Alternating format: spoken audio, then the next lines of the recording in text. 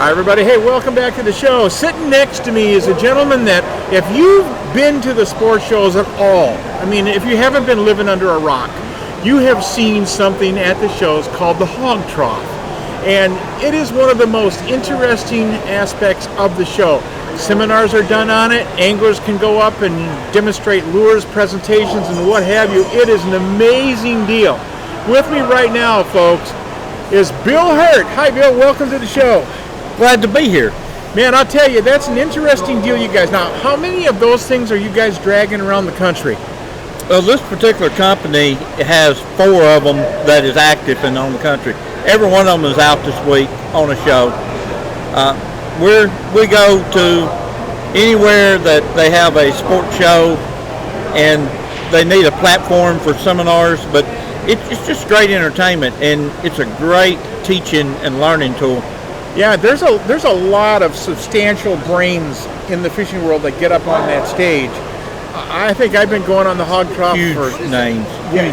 Huge, big names. You're talking about the players. Van Dam, Gerald Swindle, you name it.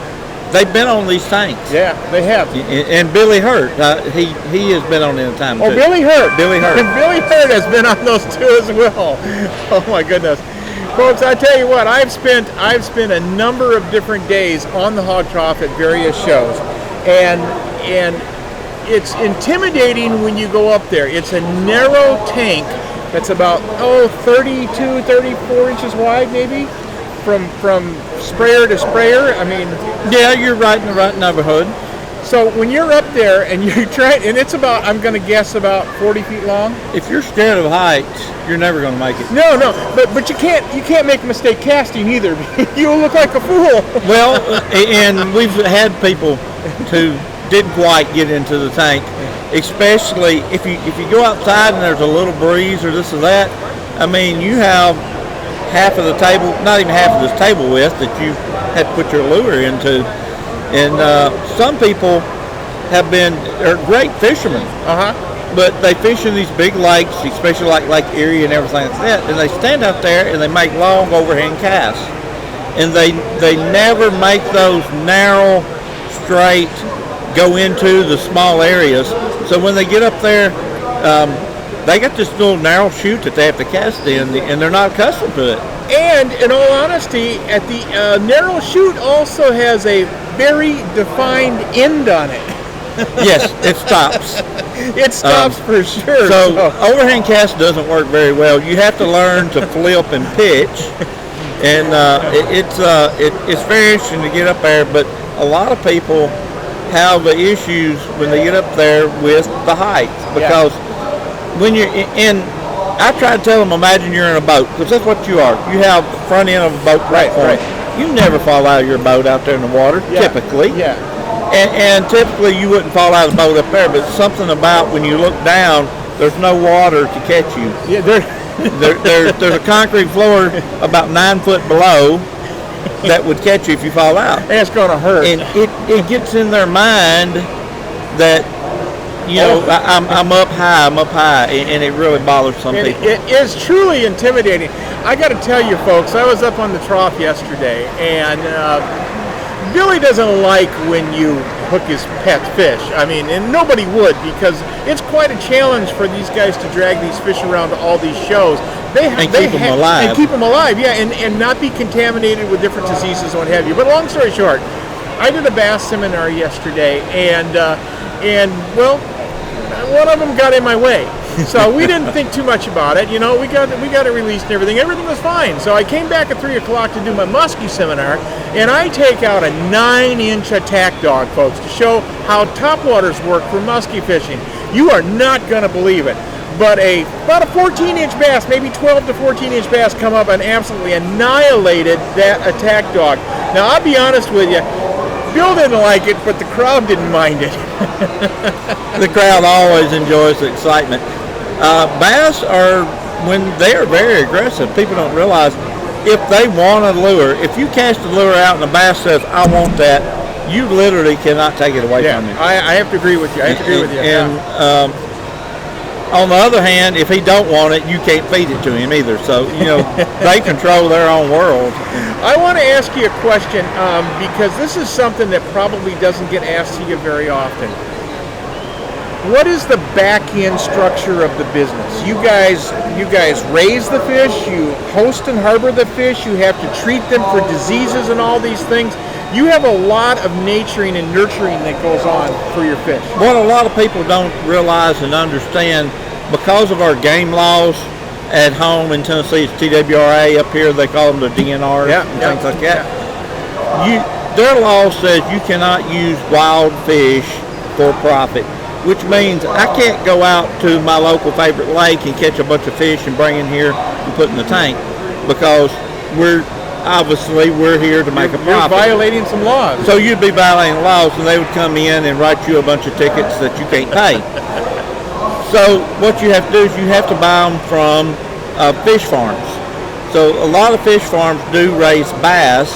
They're commercially raised. They're raised in an environment they have no disease. It's a disease-free environment. So when I buy my fish, I can take them across state lines alive, because they come from a certified disease-free hatchery. That's a lot of words to say. Yes, and they're tight too. They're not easy words to be one after the other. So go ahead. You have to also realize that up here in the wintertime, you guys get hard water. Yeah, it's cold ice. Yeah, we don't get it down in Tennessee like you guys do. No. But if you're going to have fish up here, you have to get them before the water freezes, and then you have to have vats to hold them in. So Jim, back at his shop, has 3 different sets of vats that he uses to hold fish in. So he's got fish held in there for all year for these 4 tanks. And that's why sometimes we have to use fish on multiple shows, because you can't get any. Everything's froze, the nets won't work, and so you use the fish that you've got to from do show to show to show. From show to show. Yeah. If we have fish that start getting stressed, then when they go back to the shop, we put them in a what we call the hospital, which is a tank that's full of medications and things. The fish stay in there. When they get in really good shape and they look good, they go back out on the show. So they're kind of babied and pampered, and oxygen is pumped into the water continuously, so they always have oxygen to breathe. If you've got water over their gills and you got oxygen over their gills, they're going to be good. Yeah, clean water. As long as your pH is right, you're good to go. And you got to stay away from all the harmful chemicals like chlorine. Yeah. Oh boy. Any chlorine goes in, you lose your fish. Is that why they don't live in a swimming pool? Yeah, and it's funny you say that. So many people will go and catch 2 or 3 big fish, and they think, oh, I got a big swimming pool, I'm going to put them in my swimming pool. It don't work. It don't work. It don't work. You can treat your swimming pool and take all the chlorine out of it, and your fish will survive for a while. But what other people don't know is when you put chlorine in the water, it kills everything in it. Yeah. Fish need certain enzymes in that water to survive. So even though you take the chlorine out, you haven't added anything in. So what we do is we kill the chlorine, and then we put enzymes back into the water to help the fish in the slime coat. Otherwise, their skin would dry out. It'd be just kind of like a dry water, and they get nothing from it. There's a science to it, and we have been doing it for so many years. You learn by killing fish, unfortunately. Unfortunately, that's the truth. We have accidents. We lose fish. And over the years, we figured out what really, really works to keep these fish alive and keep them healthy. And when we release them at the end of the show seasons, they're usually always healthier when we release them than when you got them in. Hey folks, come on down to the show, folks. Take a look at the Hawg Trough. Learn from the people who are on the trough teaching you. There's a stage set down in front. There's all kinds of visual aids that are going on. On the trough itself is demonstrations. Bill Hurd is running the Hawg Trough. I've seen him at a number of shows, guys. This man knows what he's doing. He's taking a real good job. He's put in front of you. There's almost 90 million anglers out here in the United States that spend at least one day on the water, buy a fishing license, or have family members that fish without the license. But the bottom line is it's a large community. The more we understand about the fish, the more we understand about how to catch the fish, the more apt you are to get in the sport and have fun. This man brings a tank out, brings the fish, brings everything, so we as educators can do just that. We can present to you, the audience, how to do it. Bill, if you don't mind, I want to say thanks for coming on the show. I appreciate it. You and I are, well, we're friends. Yep. Well, maybe not, but we are for now. Yeah, for now. Yeah, but we'll get through it. But we're going to be seeing you, I think, at least at our Pickwick tournament.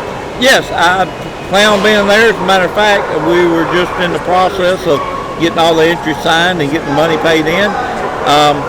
This is going to be an awesome tournament. It's going to show who is very versatile. Oh, absolutely. Yeah. All our lives we fished for 3 to 5 big bites. Yeah. You know, we want these big fish, and now if you fish all day and you get 5 bites, you're going to lose. You're going to lose. You're going to lose. You're going to lose because we've got to turn things around, and it will be a blast. Everybody will have fun.